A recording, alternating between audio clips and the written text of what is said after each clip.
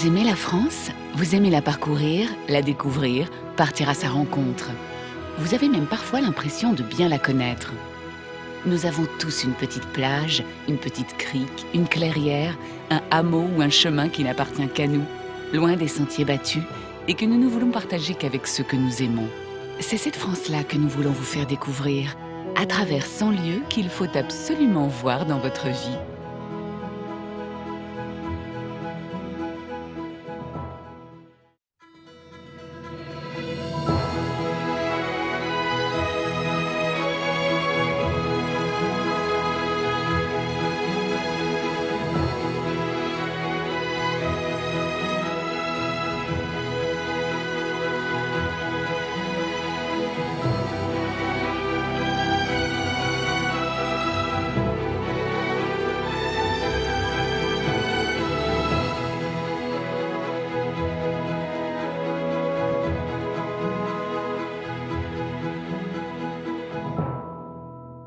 C'est dans l'une des régions les plus gourmandes de France que nous vous emmenons aujourd'hui. Au sud de la Dordogne, à seulement 1 heure de Périgueux, au cœur de l'exceptionnel Périgord noir.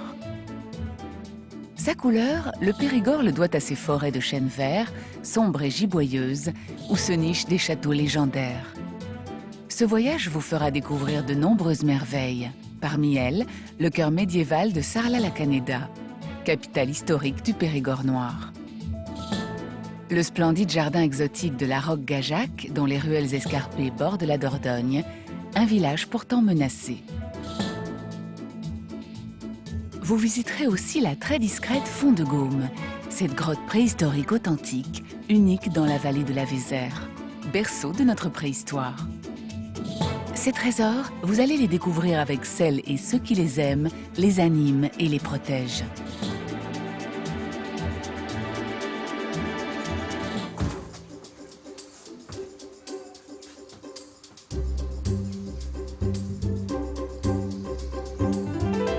C'est par Sarlat-la-Canéda, la capitale du Périgord noir, que nous vous proposons de débuter ce voyage. Bâti au IXe siècle autour d'une abbaye, Sarlat devient peu à peu une étape incontournable pour les pèlerins en route vers Saint-Jacques-de-Compostelle. Ce joyau médiéval, un homme aime à en dévoiler les secrets. Approchez-vous, approchez-vous. Daniel Chavaroche est une figure de la région. Ancien instituteur, professeur de la chantante Languedoc, Daniel est aujourd'hui conteur. Il a été assassiné d'un coup d'arbalète. C'est lui qui va maintenant nous donner les clés de cette cité qui compte parmi les plus belles d'Europe. Adieu, Katia. Cosa fai che t'ho pas incontrato?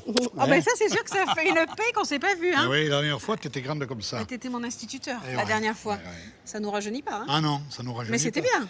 J'étais une bonne élève déjà. Tu étais déjà une bonne élève, Ah. ouverte et capable d'enseigner des choses aux autres. Eh ben tu vois. Tu vois. Alors là aujourd'hui c'est moi qui vais t'enseigner et on va commencer la visite par le 7e siècle. Ouais, par Allez, le on y va 7e là. siècle. Allez, Allez, on y va. On y va. Ancien guide touristique, Katia Verret dirige maintenant la communication de l'Office du tourisme de Sarlat. C'est elle que Daniel a choisi pour ne rien rater des trésors de la ville. On vient faire un tour d'ascenseur. Pas de problème, allez-y. En 2008, Jean Nouvel, enfant du pays, a remanié l'un des symboles de la ville, l'ancienne église Sainte-Marie. Au cœur du centre historique, cet édifice du XIVe siècle possède aujourd'hui d'immenses portes modernes, 15 mètres de haut pour 7 tonnes d'acier. Et dans le clocher, l'architecte a caché un mystérieux ascenseur. En fait on va sortir du clocher et on va découvrir la ville à 360 degrés. Et regarde déjà, tu as des ouvertures qui sont magnifiques. Ah ouais, en plein ouais, centre. ouais. Et regarde le Et chasse-corbeau. Luca Grau là. Il est beau, hein, Ouais. celui-là. Et voilà, et là, regarde, hop, Là, 360 degrés là sur ça. autour. Oui, exactement. T'as vu ça? Ah oui, oui, oui, oui, oui. Toutes oui. ces magnifiques toitures de Lozes. Ouais. Et les Pecs, moi je suis né là-haut, tu vois, sur la colline. Pour son exceptionnelle conservation, Sarlat a reçu le label de ville d'art et d'histoire. Une récompense qu'elle doit à une personnalité qui a marqué la culture française du XXe siècle, André Malraux. Quand Malraux est venu faire de la résistance ici pendant la Seconde Guerre mondiale, il a découvert une ville qui était intacte.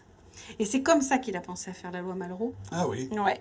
Et la loi Malraux, c'est quoi? C'est refaire vivre un quartier historique qui est en perdition. Donc, les propriétaires de Sarlat ont été aidés pour refaire une ville extraordinaire. Donc, du coup, aujourd'hui, tous les appartements sont modernes et on y vit à Sarlat. Vraiment, dans le cœur historique, on y vit. Il y a à peu près 1000 personnes qui vivent sur ces 11 hectares. Donc, on a recréé la ville comme à son époque de gloire, c'est-à-dire le 15e et 16e siècle, juste après la guerre de 100 ans. Mais en plus, on a refait vivre cette ville. Quand on la voit comme ça, bon, ben on se dit qu'on a bien fait d'y naître, quoi. Sarlat est connu dans le monde entier pour avoir la plus forte concentration de monuments historiques et classés. Une chance pour le cinéma qui a fait de la ville le décor de 80% des films de Cap et d'Épée réalisés en France. Parmi les plus célèbres, Le Capitan, tourné en 1956 avec Jean Marais, ou Le Jeanne d'Arc de Luc Besson en 2006. Il faut dire qu'ici, chaque ruelle est un livre d'histoire. Alors, tu vois, la ville de Sarlat, elle est entièrement en pierre. Mais ça, c'est moderne. Enfin, c'est moderne, ça date du 15e, 16e. Mais il y a une époque très importante pour la ville, c'est la guerre de 100 ans.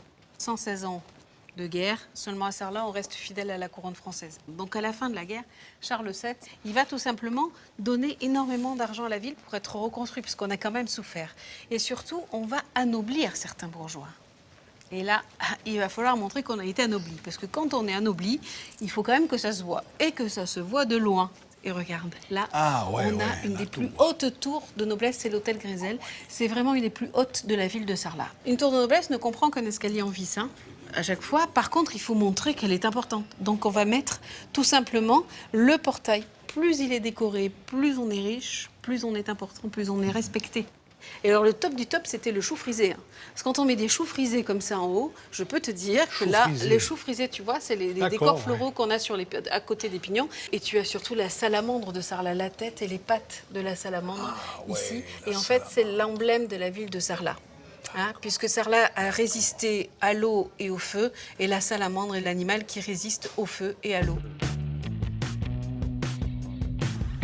Si vous passez à Sarlat, amusez-vous à retrouver les 22 tours de noblesse réparties dans la ville. Toutes rivalisent de hauteur. Certaines vous ouvriront même leurs portes, comme au manoir de Gisson, où chaque pièce est une invitation dans le quotidien de la noblesse sarladaise à la Renaissance.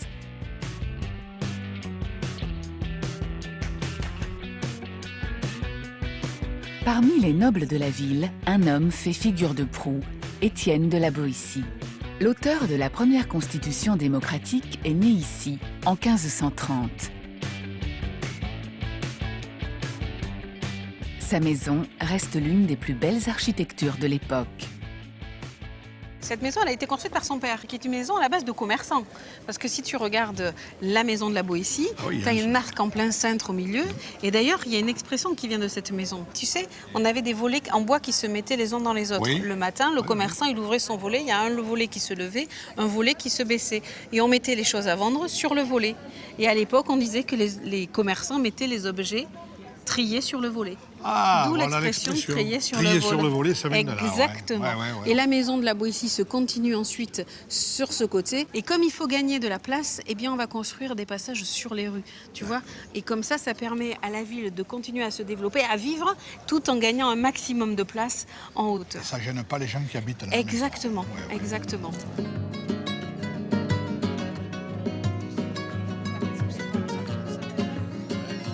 Si Katia est incollable sur l'histoire de Sarlat, Daniel, lui, est un vrai gourmet. Et ce qu'il aime par-dessus tout, c'est déjeuner sur le marché. Alors là, tu vois, Katia, aujourd'hui, c'est le marché à Sarlat. Et on va trouver des producteurs d'ici qui vont nous donner tout ce qu'il faut pour faire un bon repas. Et tu sais, je viens quand même tous les mercredis acheter mes légumes. Et tous les samedis, mon chéri, il adore venir. Donc en fait, on vient aussi faire le marché tous les samedis. Ouais, vous êtes des routiers du marché de Sarlat, quoi. Et alors, monsieur Roger, bonjour. Adi ou Roger. Trop corail. Qu'est-ce que tu as pris comme foie? J'ai pris un foie droit extra, qui est du Périgord, forcément. Un foie comme ça, là, un foie droit, et on voit la qualité à sa texture. Juste au toucher? Au toucher, voilà. Moi, j'ai l'habitude de toucher. Ah, sans doute. J'essaie, ouais. Plus il est souple, mieux il est. Un autre critère, c'est le poids. Un foie droit qui ferait 1,7 kg, ça peut arriver, même davantage. Hein. Là, il y a des risques pour qu'il soit grand, forcément. S'il est trop petit, c'est-à-dire au-dessous de 600 grammes, c'est pas considéré comme un foie gras. C'est un foie qui n'a pas été suffisamment gavé. Mais un foie comme ça qui fait 800 grammes, 850 grammes, c'est un foie extra. Roger Crouzel a travaillé toute sa vie dans le foie gras. Ses conseils sont précieux, comme ceux des 320 meilleurs producteurs périgourdins qui, 2 fois par semaine, envahissent le cœur de la cité médiévale. Avec le foie gras, la truffe noire du Périgord, les fraises et les noix, les spécialités régionales sont nombreuses et très réputées. Mais ce que préfère Daniel, c'est de les déguster. Les jours de marché, il n'est pas rare que Daniel retrouve Roger sous les arcades de la mairie, en train de cuisiner du foie gras frais.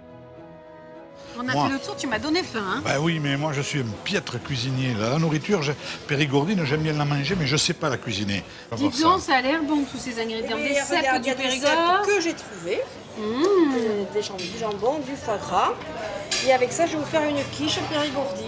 Monique Rouland est une amie de Roger et Daniel. Cuisinière hors pair, elle ressuscite les recettes oubliées du Périgord, comme la quiche au foie gras et aux cèpes. Alors par étape, il faut mettre du jambon qu'on a effiloché, qu'on met un petit peu partout. Dis donc, t'es généreuse, Monique, avec ton jambon. Ah oui, oui. Et après, votre foie que vous avez Aïe, aïe, coupé aïe. en escalope, Non, c'est du foie cru. c'est du foie cru. Voilà, une fois que tout ça est bien préparé, c'est déjà joli. Hein. Maintenant c'est terminé, on va la mettre au four. Bon, et toi, Roger, qu'est-ce que tu vas nous préparer? Eh bien voilà, je vais essayer de faire du foie poêlé. C'est pas compliqué, salé, poivré, aller-retour sur la plancha. C'est le plat des pauvres, ça. Je suis en pleine effluve. Ah, c'est vrai, ouais. Pour accompagner le foie d'oie rôti, Roger a fait frire des pommes et des poires, le tout arrosé d'une petite sauce au porto. Décidément, on sait vivre en Périgord. Je crois que c'est le moment de se mettre à table. Hein. Tu crois? Oh oui. Ah oui, le pain, il est formidable. Hein. Ça veut dire quelque Faut chose. qu'on se donne un. Non, non, non, non, c'est pour toi, ça. Allez, goûtez-moi ça. C'est vrai que le Périgord est un pays, quand même, où les gens ont rarement crevé de faim. Il y a eu des périodes de peste, il y a eu des périodes... Et nous, finalement, on perpétue la tradition de ne pas crever de faim. Allez, ça coche au Roger. Lors de votre passage au marché de Sarlat, faites un détour par la mairie. Peut-être serez-vous invité par Daniel et ses amis à partager quelques plats gourmands.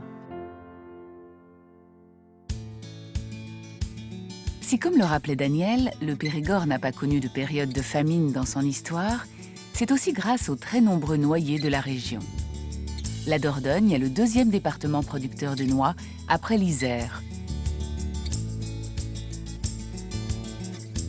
Impensable pour Daniel de ne pas rendre hommage au dernier moulin à huile de noix de son pays. Cet après-midi, il nous emmène à 8 km de Sarlat, au Moulin de la Tour, une bâtisse du XVIe siècle où il retrouve Jean-Pierre Bordier. Hé, bonjour Jean-Pierre.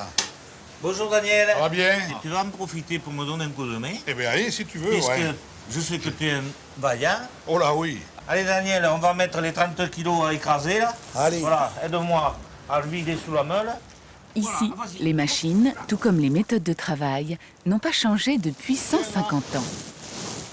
Regarde ce beau cerneau du Périgord. Et tout commence avec 30 kilos de délicats cerneaux de noix. Et ça, c'est des noix qui ont été cassées toutes à la main. Voilà, là, il y a quelques heures de boulot. Ouais. La meule est entraînée par l'eau du moulin qui actionne ses trous à auge en chêne massif. Pendant 45 minutes, les cerneaux sont écrasés par 500 kg de granit pour devenir une pâte homogène. Depuis 2002, la noix du Périgord a rejoint l'appellation d'origine contrôlée pour sa qualité. Voilà, aujourd'hui, on fait de la noix et des fois, on fait de la noisette aussi. Alors, moi, je vais prendre la pelle et tu vas me changer la pâte. Sur la pelle. Voilà. D'accord, là, t'en as assez, là? Là, c'est bon. À combien il faut que ça cuise, là, de température? Alors, aux environs entre 50 et 80 degrés. Il y a des clients qui veulent de l'huile plus ou moins fruitée. Et plus elle est chauffée, plus elle a de goût. Et dis-moi, Jean-Pierre, ça fait combien de temps que tu fais ce métier-là, toi? Alors, moi, j'ai épousé en 79 la fille du meunier. J'étais mécanicien auto. Et lorsque mon beau-père a pris la retraite, en 88, j'ai repris le moulin. Et maintenant, c'est moi qui suis à la retraite, mais il n'y a pas de relève. Un de ces jours, ça va fermer parce que c'est trop dangereux pour des employés. Une meule qui tourne, la personne s'entrave, elle tombe sous la meule et c'est la sécurité, c'est tout. Voilà. Jean-Pierre a encore le droit d'exploiter son moulin en l'état, mais sans héritier, il ne peut pas le vendre sans le mettre aux normes européennes. Un coût exorbitant que le moulinier ne peut envisager. Tu vois l'huile qui coule, qui est belle, qui est jaune, claire, tu vois, belle couleur. et tu vas la goûter. D'accord, voilà. Fais-moi goûter ça un peu là. Voilà. Ah ouais, déjà, hein, quand même, hein, elle a une robe particulière. Hein. Elle est quand même fameuse. Hein. Ah ben là, c'est vraiment du pur. Hein. Et pour la santé, dis donc, on m'a dit que l'huile de noix, c'était ce qu'il y avait de meilleur. Alors, en acide gras saturé, c'est la noix, la colza et la pépin de raisin, les 3 huiles qui vous bouchent le moins les artères. Les secrets de son huile, Jean-Pierre Bordier aime les confier aux visiteurs de passage. Un rendez-vous incontournable si vous souhaitez goûter ce nectar aux reflets dorés. Avec l'huile de noix, une autre entreprise ne connaît pas la crise. Pour le découvrir, il faut faire encore quelques kilomètres. Au sud du département, le château féodal de Fénelon est en pleine rénovation. C'est là que Daniel a souhaité nous emmener pour une dernière visite, très privée.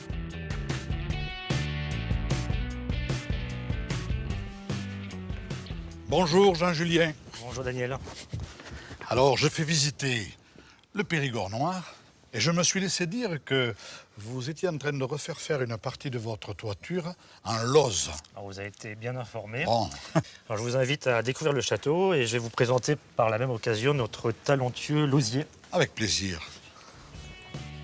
Jean-Julien Delautre est l'héritier du domaine. Fénelon a été acheté par ses parents il y a 20 ans. Cet édifice médiéval classé domine fièrement la vallée de la Dordogne. Protégé par 3 enceintes fortifiées, il a traversé les guerres de religion avant de devenir une élégante demeure seigneuriale. Son imposante toiture de lauze de 500 mètres carrés n'a pas été rénovée depuis le XVIIIe siècle. Ah oui, alors là c'est la démonstration de taille, là, en vrai. Hein. Là, on est en plein, oui. La taille se fait au son de la pierre. En fait, l'outil avec quoi on taille, suivant la position qui va être, voilà, là, on entend le son creux, là. Elle va casser, là. Elle va casser. Si on la retaille dans son long, elle reprend sa rigidité et sa solidité, quoi. Neuve, la lauze a une couleur ocre. Une fois posée et battue par les intempéries, il lui faut 2 ans pour se patiner et reprendre sa couleur grise. Et alors, dans la partie où on voit la lauze toute neuve ou reprise, là, ici, ça représente à peu près combien de mètres cubes de lauze, ça? Alors, il y a environ 25 tonnes de pierre dessus, là. 25 tonnes. Après, il faut à peu près 1 mètre cube pour faire 3 mètres carrés. Soit 350 tonnes de pierre sur toute la toiture de Fénelon. Pour supporter une telle charge pendant plusieurs siècles, la charpente du château, immense, est entièrement en chêne. Alors finalement, puisque c'est relativement un métier d'avenir, est-ce que tu vas trouver des gens suffisamment compétents après pour apprendre à tailler la lauze, à la poser comme il faut, de manière durable, bien sûr, puisque ça doit traverser les siècles, quoi. Moi, j'ai été formé, c'est mon père qui m'a formé. Mon grand-père faisait ça, déjà. J'ai un fils qui a 17 ans, qui finit ses études et normalement que je vais employer dans l'avenir. Voilà, après, on le transmet comme ça de père en fils. L'osier, c'est aussi un métier qui rapporte. 600 € le mètre carré rénové en moyenne, soit 300 000 € au total pour Fénelon. Un budget colossal pour ses propriétaires qui, malgré les aides de la région et des monuments historiques, comptent sur les visiteurs pour renflouer les caisses. Et comme Daniel va le découvrir maintenant, ici, les trésors sont nombreux. Alors, par ici, Daniel. Ah oui. Voilà, nous arrivons dans la... C'est la demeure de Fénelon. Voilà, c'est la pièce vraiment emblématique du château. C'est la pièce dans laquelle est né l'écrivain Fénelon. Sa vie a vraiment été ancrée dans le siècle de Louis XIV. Il a fréquenté la cour, il a notamment été le directeur de conscience de Madame de Maintenon, la seconde épouse du roi. Et surtout, il a été le précepteur de ses 3 petits-fils, dont l'héritier au trône, qui était le duc de Bourgogne. Et pour son éducation, d'ailleurs, Fénelon a composé son chef-d'œuvre, qui est Les Aventures de Télémaque, qui a été le plus grand succès de librairie de tout le XVIIIe siècle. Et alors la cheminée, hein, waouh, impressionnante. Oui. En effet, oui, c'est la plus belle du château. Hein, ça, c'est le morceau d'orgueil de nos intérieurs. Ah, ça peut. Oui. Elle est classée monument historique. Hein, entre les cartouches, les rinceaux, les chutes de fruits dans les montants, on a vraiment un très bon exemple du savoir-faire des artisans périgourdins. Oh, et là, c'était vraiment des artistes, ces gens-là. Hein. Et alors, derrière vous, Daniel, il y a une relique. C'est ce lit à baldaquin dans lequel est né Fénelon. Ah bon, voilà une pièce maîtresse. Voilà, la pièce maîtresse. Alors, il y a une petite légende à son sujet. Vous voyez, vous pouvez remarquer qu'il manque des franges à son baldaquin. Alors, la légende raconte que quand des personnes venaient visiter la chambre au XIXe siècle, eh bien, elles emportaient avec elles un petit bout finalement du baldaquin pour repartir avec un petit bout de la sagesse de Fénelon. Heureusement, il n'y avait pas trop de touristes à l'époque. Aujourd'hui, le château de François de Salignac de la Motte-Fénelon, de son vrai nom, ouvre grand ses portes aux visiteurs. Entièrement meublé de collections précieuses, il vous offrira aussi, si vous y passez, l'un des plus beaux panoramas sur la vallée de Dordogne.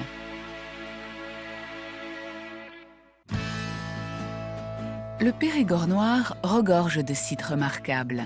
15 d'entre eux sont inscrits au patrimoine mondial de l'UNESCO et 7 comptent même parmi les plus beaux villages de France.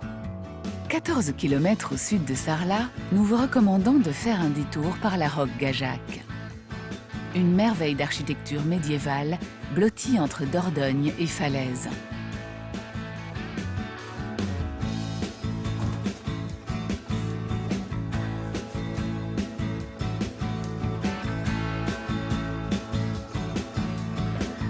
Marilyn Denis est une Larocquoise d'adoption. Cette Toulousaine est tombée amoureuse il y a 13 ans d'un enfant du village et n'est jamais repartie. C'est elle que nous allons suivre maintenant pour découvrir ce joyau de notre patrimoine, habité par l'homme depuis 33 000 ans. Bonjour Hélène. Et bonjour Marilyn, comment vas-tu? Très bien, toi aussi? Ça va. Avec son amie Hélène Oliac, elle commence par faire revivre l'histoire de ce village troglodytique hors du commun. Alors là, tu vois, on va arriver dans l'endroit le plus merveilleux pour parler justement de l'histoire de ce village. Voilà. Ah, super, non, effectivement. C'est ici. Et quand tu es là, on comprend tout. Parce que finalement, tout vient de cette falaise qui a été toujours une protection naturelle et une source de nourriture, d'eau, qui explique pourquoi les gens, depuis très longtemps, se sont installés ici. Et à chaque fois, autour des sources, pour que dans chaque maison, il y ait au moins une source d'eau potable, ce qui, en cas de siège, peut être très utile. Après les hommes préhistoriques, les Gaulois puis les Romains, une population plus sédentaire s'installe ici au Moyen-Âge. La Roque-Gajac devient une ville forte, capable de résister à l'assaillant anglais. Et depuis 600 ans, l'architecture du village est restée presque identique.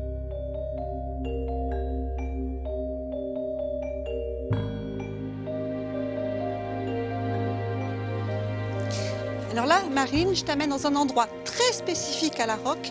Fais très attention aux marches, elles sont mauvaises. Oui, effectivement. Voilà. D'accrocher les cheveux. Alors là, tu sais que donc, la Dordogne a toujours eu des crues relativement énormes, qui ont commencé finalement, surtout le siècle dernier, à être plus ou moins canalisées avec les barrages. Et depuis qu'il y a les barrages, on a beaucoup moins de crues. Mais subsistent, et ça c'est vraiment une particularité larocquoise, ces petits escaliers. Ils servaient à évacuer en cas de crue soudaine tous les habitants d'en bas pour les amener à l'étage du dessus.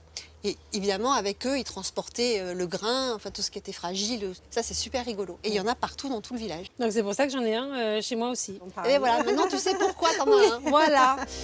Mais à la Roque-Gajac, la Dordogne n'est pas la seule menace. La roche calcaire de la falaise qui abrite le village est fragile. Le 17 janvier 1957, elle a même été à l'origine d'un drame. Ici, c'est malheureusement le seul endroit qui a été détruit lors de la chute du rocher en 1957.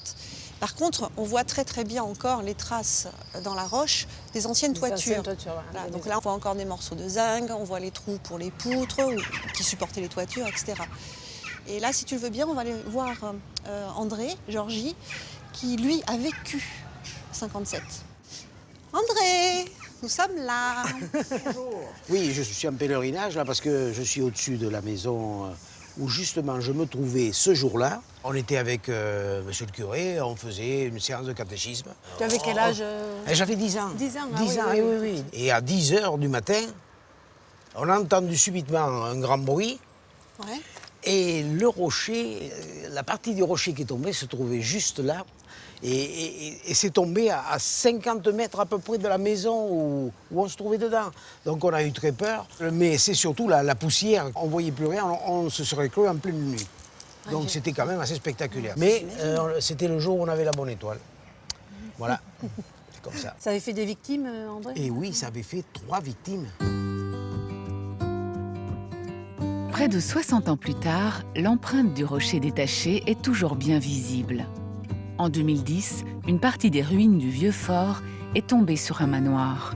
350 tonnes de pierre. Une situation d'urgence face à laquelle la commune a réagi.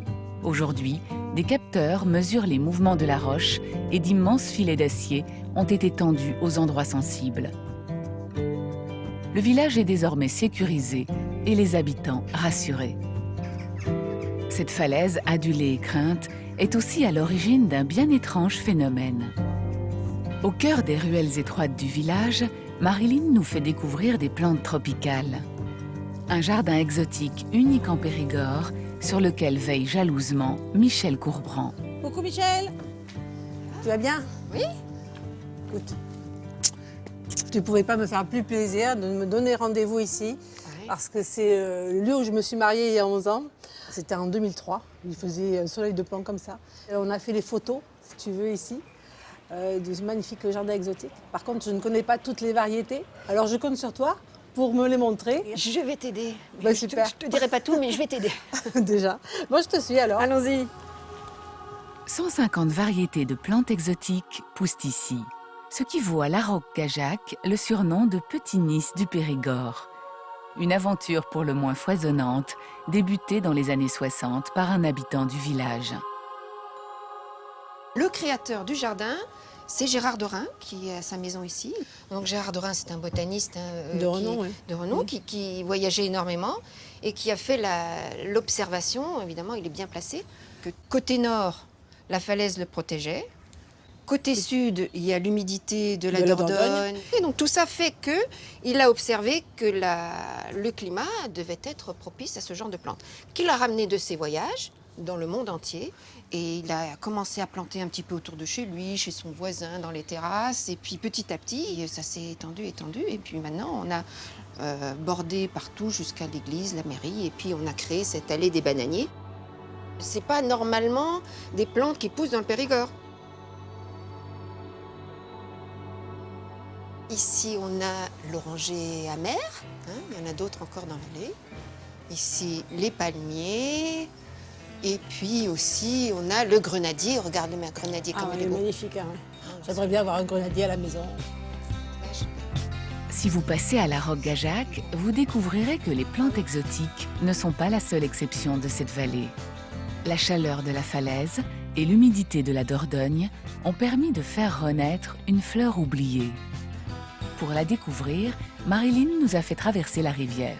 Coucou Sylvie, j'arrive. Sylvie Tisserand est safranière.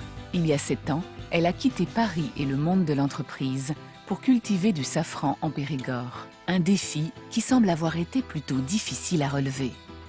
Ma production de la première année, tu te souviens? Oui, oulala. 3,25 g avec 3000 bulbes. C'était une entrée dans le monde agricole qui était un peu âpre sur le moment. Néanmoins, j'ai persévéré.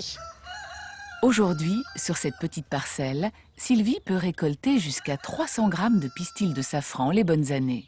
Idéalement, c'est bien de planter le safran à peu près à 15-20 cm de profondeur. Donc là, vous voyez le bulbe, tu vois le bulbe igère? Ah oui. Un bulbe de cette taille-là peut faire 5, 6, 7, 8 fleurs. Et donc dans les fleurs, tu récoltes combien de pistils? Un pistil par fleur? Un pistil par fleur, plusieurs fleurs par bulbe, 150 à 200 fleurs pour faire 1 gramme de safran. En France aujourd'hui, 1 gramme de safran se négocie entre 30 et 35 euros. Le safran a toujours été très cher. Voilà. Donc là, je recouvre tout. Voilà. Très bien. Bon, mais je vais venir t'aider. Je vais venir t'aider pour le... Donc l'été prochain, je t'embauche. D'accord. Autrefois, cette épice rare et chère servait à la teinture et à la médecine. Mais le safran a disparu après le Moyen-Âge. Sylvie aimerait qu'il retrouve aujourd'hui sa place dans la cuisine traditionnelle française. Donc là, on va tester ensemble une tarte aux poires au safran. Dans le sucré, j'ai jamais testé, donc je suis curieuse. Alors, que ce soit du sucré ou du salé, la clé pour utiliser le safran, c'est de l'infuser. Ici, on a une infusion de pistil de safran dans de l'eau. Il faut l'infuser au minimum 1 heure, idéalement la veille pour le lendemain.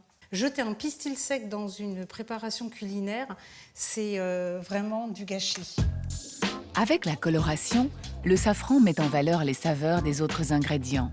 Sylvie met donc du safran infusé dans sa pâte et de la crème fraîche liquide qui recouvre les poires. Pour finir, une touche de couleur avec des framboises du jardin. Pour une cuisson d'environ 40 minutes et à 180 degrés. Prêt pour la dégustation? Eh ben oui, attends, on a bien mérité, je crois. Ça se marie bien avec la poire. Ça sera mon prochain dessert. Comme dans la cuisine de Sylvie, en Périgord noir, l'empreinte du Moyen-Âge est partout. À l'époque, les territoires se disputent par l'épée. Alors, les châteaux sont des nids d'aigles où les armées se réfugient.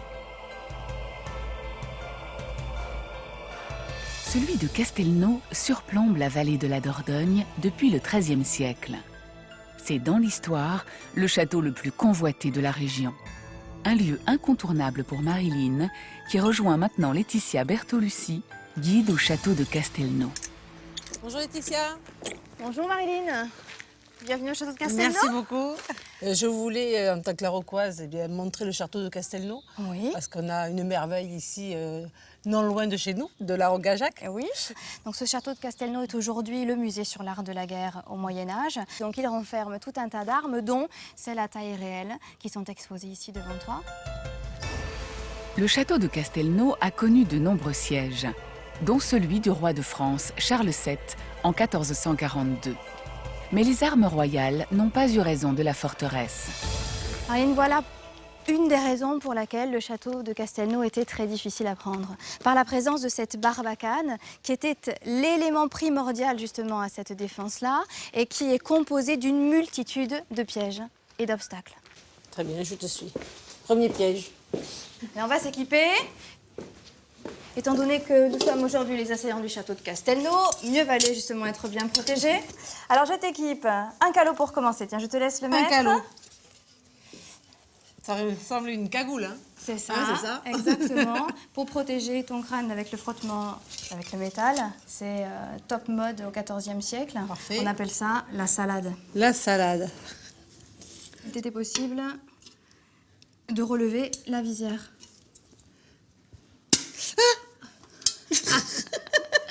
Et regarde un peu là. Ah oui, effectivement, oui.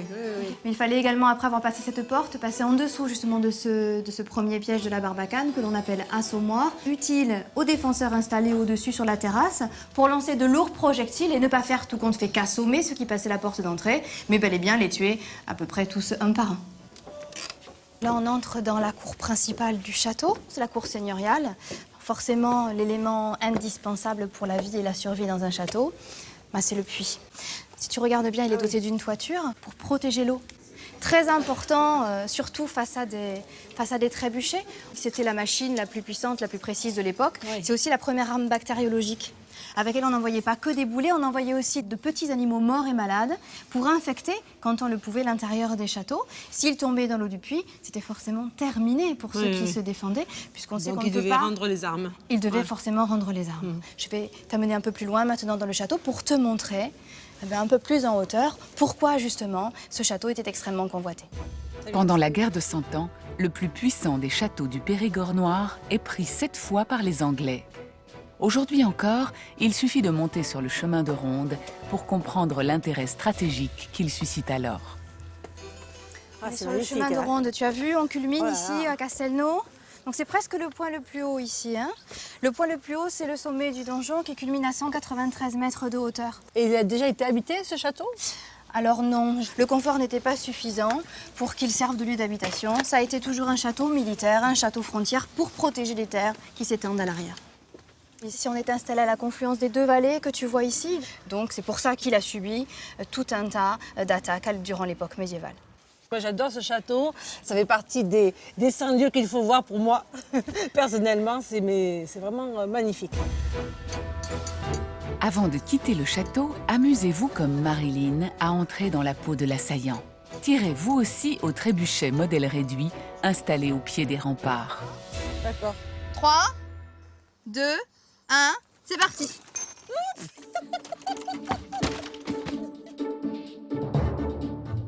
L'histoire millénaire de la vallée s'écrit donc au fil de cette rivière qui a donné son nom au département. Pour le comprendre, impossible de quitter la Roque-Gajac sans naviguer sur la Dordogne. Marilyn rejoint maintenant Michel Léger à bord de l'une de ses gabarres. Bonjour Michel. Ah, salut Marilyn. J'y vais là. Au XVIIe siècle, ce bateau servait au commerce. Pendant 200 ans, les gabariers ont joué un rôle économique essentiel que Michel aime rappeler aux 140 000 personnes qui montent à bord de ces navires chaque année. Les gabariers, c'était des marchands? Ah, pas du tout. Les gabariers ne faisaient que transporter. Ils transportaient pour des négociants. C'était des bateaux à fond plat qui transportaient des marchandises, alors essentiellement du bois à la descente, des piquets de châtaigniers qui servaient pour la vigne bordelaise et le bois de chêne qui servait pour faire les fûts. Voilà. Et quand elles remontaient, ces gabarres, elles remontaient essentiellement tout ce qui se trouvait sur un port comme Bordeaux et qui manquait dans l'intérieur du pays. Il manquait surtout du sel. Le sel, c'était un moyen de garder les aliments. Et à la Roque-Gajac, le bureau de navigation a recensé en 1858 437 gabarres qui passaient à la Roque-Gajac par an. Oui, c'est énorme, c'est énorme. L'arrivée du chemin de fer en 1870 a mis fin au commerce des gabarres sur la Dordogne. Il faut attendre 1995 pour que ces bateaux soient remis au goût du jour pour les estivants. Les gabarres sont aujourd'hui un moyen unique pour vous faire découvrir cette vallée et les châteaux qui la surplombent. C'est difficile, Michel, de conduire une gabarre? Oh, pas du tout, Marilyn. D'ailleurs, tiens, tu vas la conduire, celle-là. Tiens, prends ma place, vas-y. Tu vois? Et tu me guides, Ah, Michel, oui, là. mais si tu veux aller à droite, tu tournes le volant à la barre à droite, et si tu veux aller à gauche, tu tournes la barre à gauche. Alors là, et si tu veux aller tout droit, ben, tu fais rien. Très bien. Là, tu évites les rochers à gauche, là, ça devrait aller. Voilà, c'est bien. C'est bon? Voilà, t'es passé, là, c'est bon. Pas trop, assez près quand même, mais ça va. Donnez-moi du rhum, que j'oublie ça.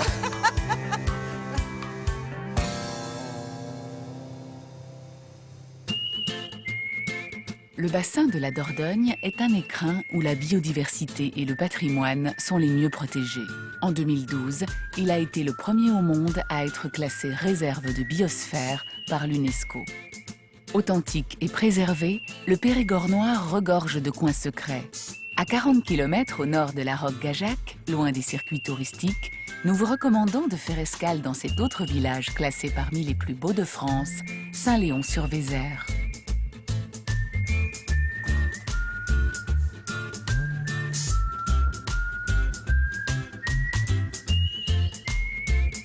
Philippe Colomy est un enfant du village. Ancien champion d'Europe de canoë, il ne compte plus les heures passées sur la Vézère. Cet affluent de la Dordogne, Philippe en connaît chaque recoin. Des secrets qu'il va révéler aujourd'hui à son ami Serge Sépard. Et bonjour Philippe. Et bonjour Serge. Ça va bien? Bien et toi? Ouais. Donc tu viens faire une petite descente. Voilà. J'espère que je vais pouvoir pour naviguer. Te faire découvrir la Vézère autrement. Installe-toi. Bon, je me mets là. Tu te mets à l'avant. Ouais. Moi, je dirige le bateau. bateau. C'est bon? Vas-y, installe-toi. Je suis bien assis, je suis bien dans le bon sens. C'est toi qui dirige. Ça marche. Hop là. Bon, tu me dis ce que je dois faire. Hein. Pour l'instant, rien.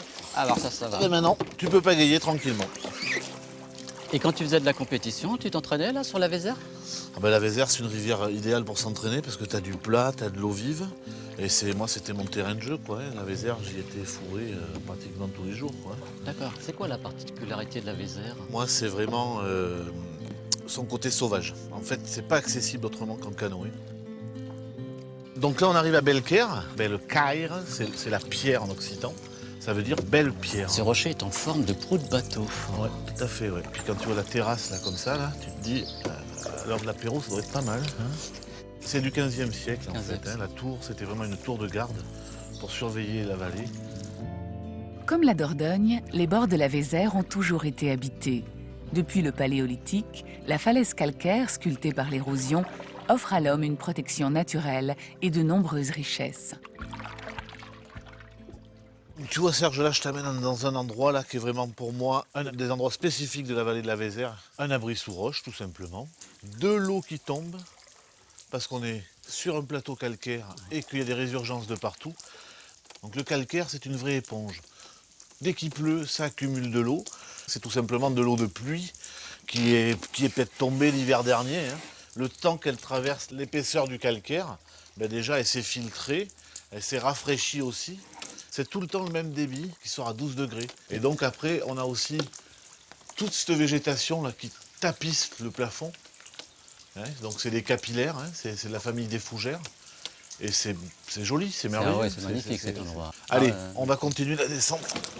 Grâce à cette eau qui coule en permanence, la Vézère n'a jamais connu la sécheresse et sa qualité reste exceptionnelle. C'est quoi les plantes devant, là, Philippe, avec ces fleurs? Alors ça, c'est des renoncules aquatiques. C'est la même famille que le bouton d'or. Ça sent super bon au printemps. Et après, c'est un endroit où les poissons viennent se réfugier, notamment les petits poissons. Donc là-dessous, les prédateurs vont avoir du mal à les attraper.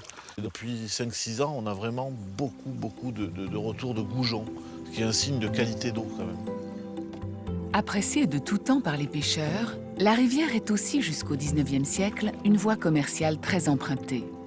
Saint-Léon-sur-Vézère est alors l'un des principaux ports marchands de la région. Pour l'imaginer, Philippe rejoint maintenant David Lespinasse. Antiquaire, David est incollable sur l'histoire de ce charmant village, autrefois riche et animé. Et bonjour David, ça va bien? Ça va, toi aussi? Ouais, tu m'as donné rendez-vous place de la mairie donc pour faire découvrir Saint-Léon. C'est ça.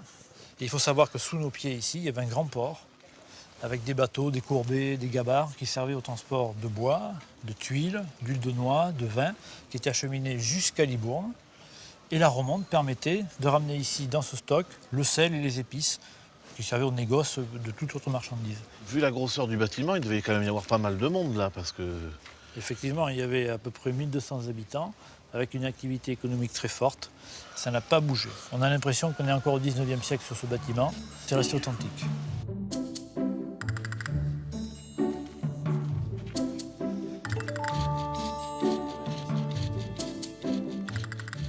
Moi j'aime beaucoup cette architecture là, saint-léonaise, là. Tu sens que quand même c'est à taille humaine. Et donc ça, on appelle ça un courédou. C'est ça. Pourquoi un courédou? Un courédou, c'est de l'occitan. C'est une petite ruelle en fait, très étroite, juste le passage d'une charrette. Petite charrette, hein? Une petite charrette, le charretou, comme le courédou. D'accord. Voilà.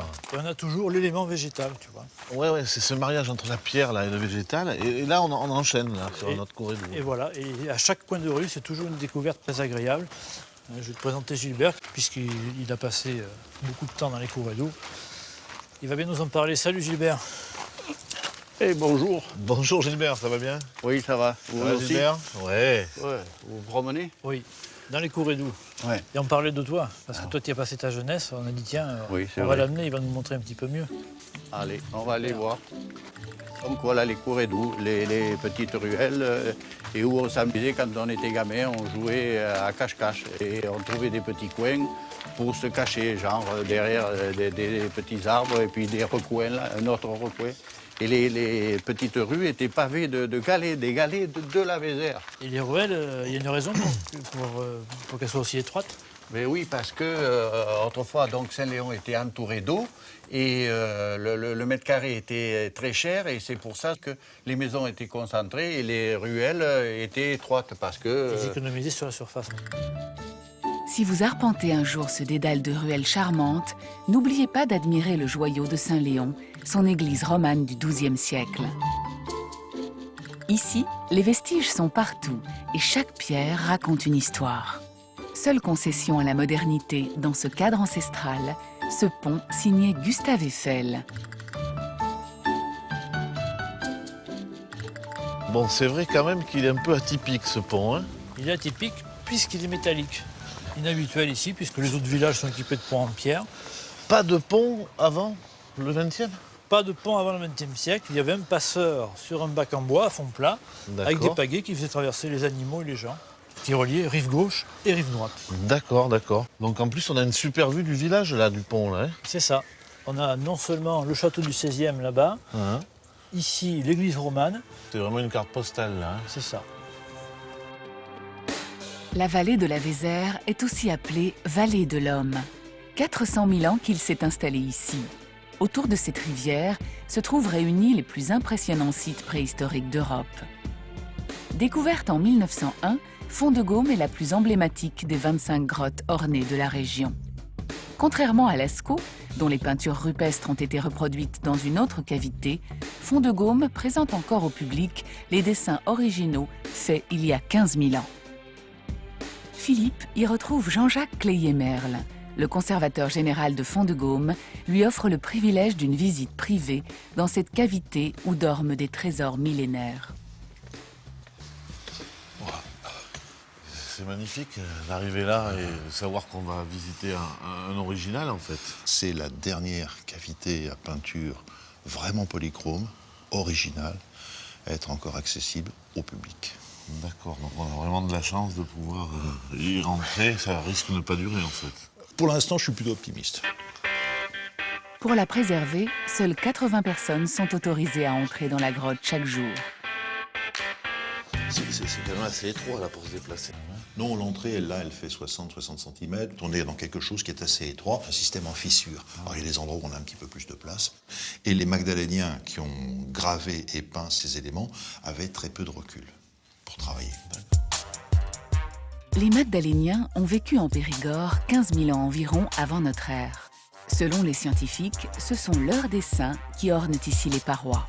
200 figures d'animaux sur 120 mètres de long, des cervidés, des mammouths et surtout des bisons, 80 au total. Donc on est face à des bisons, tu vois, qui sont immédiatement identifiables en tant que bisons. Regarde les yeux tels qu'ils sont surlignés, ça c'est extraordinaire. Et puis, il y a de l'ocre et de l'ocre noir. Ici on est face à des colorants, des pigments qui sont essentiellement des pigments minéraux. Les ocres sont des oxydes de fer. Et les noirs sont faits à partir d'oxyde de manganèse. Contrairement aux idées reçues, Font-de-Gaume n'a jamais été habité. À l'époque magdalénienne, les hommes viennent ici pour s'exprimer par le dessin.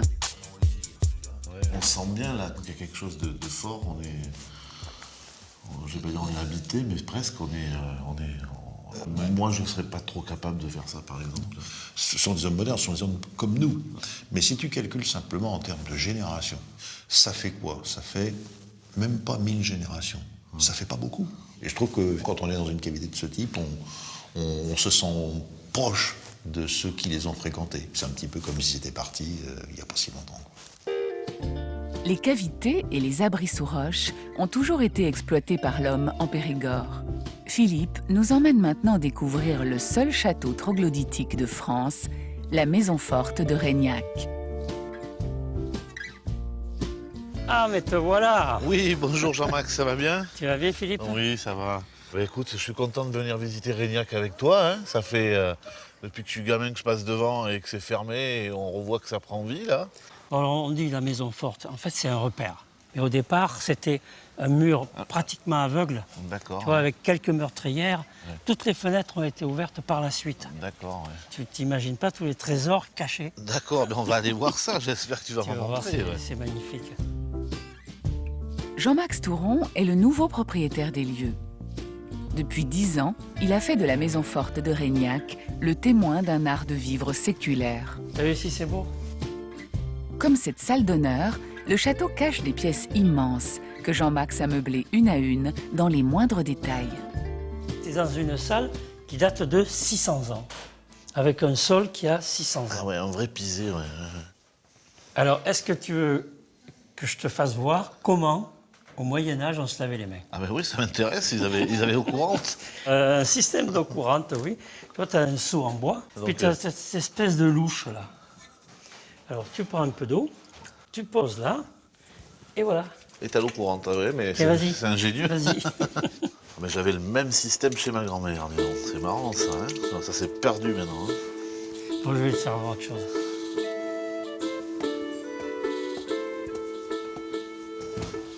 Alors là, tu es dans la salle d'armes. D'accord, oui.